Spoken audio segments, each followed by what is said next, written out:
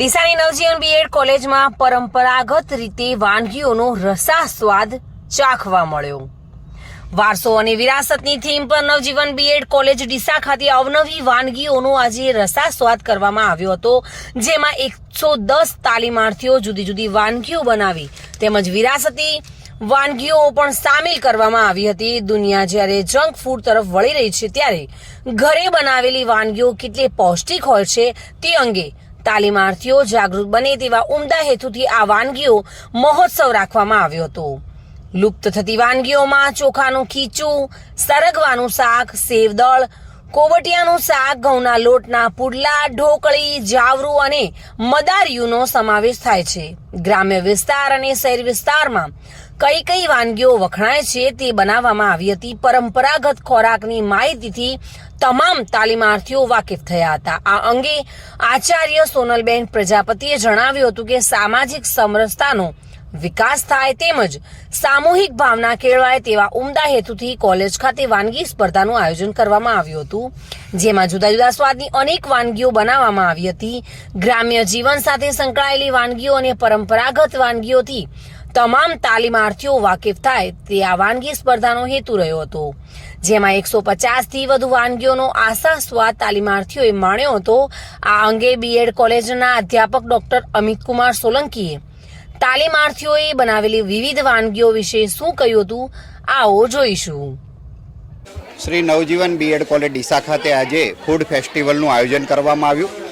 તાલીમાર્થીઓએ ખૂબ જ ઉત્સાહભેર ભાગ લીધો। 125 વાનગીઓનો રસાસ્વાદ માણવામાં આવ્યો અને ખાસ કરીને જે 20-25 આઈટમ બનાવીને તાલીમાર્થીઓ લાવ્યા, એમાં વિસરાતી જેટલી વાનગીઓ એ આકર્ષણનું કેન્દ્ર રહ્યા અને આજનો ફૂડ ફેસ્ટિવલ ખૂબ મજાથી ઉજવાયો। તાલીમાર્થીઓએ પણ જંક ફૂડ ન ખાવા લોકોને આહવાન કર્યું હતું। શું કહી રહ્યા છે તાલીમાર્થીઓ?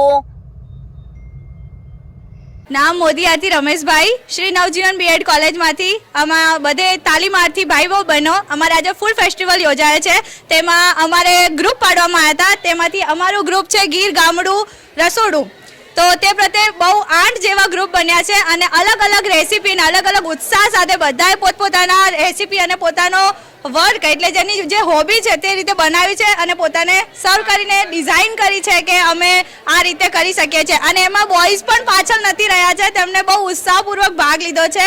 એ રીતે અમે બધા બહુ ઉત્સાહપૂર્વક આ કાર્યક્રમ કર્યો છે અને અમે ઈચ્છા છે કે અમારો પ્રથમ નંબર આવે। અને આ અમારું રસોડું જે અમે તૈયાર કર્યું છે, જેનું નામ છે ગીર ગામઠી રસોડું। નવજીવન બીએડ કોલેજના ફૂડ ફેસ્ટિવલનું આયોજન કરવામાં આવ્યું છે। તમામ તાલીમાર્થીઓએ સવારે ભાગ લીધેલ છે। જે દરમિયાન અમને કેટલાક પ્રકારની વિસરાતી વાનગીઓ અને આધુનિક વાનગીઓનું પણ અમે ટેસ્ટ માણ્યો છે અને આ ફેસ્ટિવલમાં અમને બહુ જ આનંદ આવે છે અને હરેક વર્ષે અમે આ આયોજન કરીએ છીએ। મારું નામ ખેમણિયા કલ્પેશ કુમાર। જ્યારે આ કાર્યક્રમમાં કોલેજના ટ્રસ્ટી બાબુભાઈ પટેલ, અધ્યાપક doctor Amitkumar Solanki, Jayeshbhai Thakkar, doctor Niravbhai Parmar, Rameshbhai Patel, Ashaben Chaudhari, librarian Maheshbhai Chaudhari, clerk Anilbhai Patel, Ashokbhai Patel વગેરે ઉપસ્થિત રહી કાર્યક્રમને સફળ બનાવ્યો હતો। Reena Parmar, today news, Gujarati.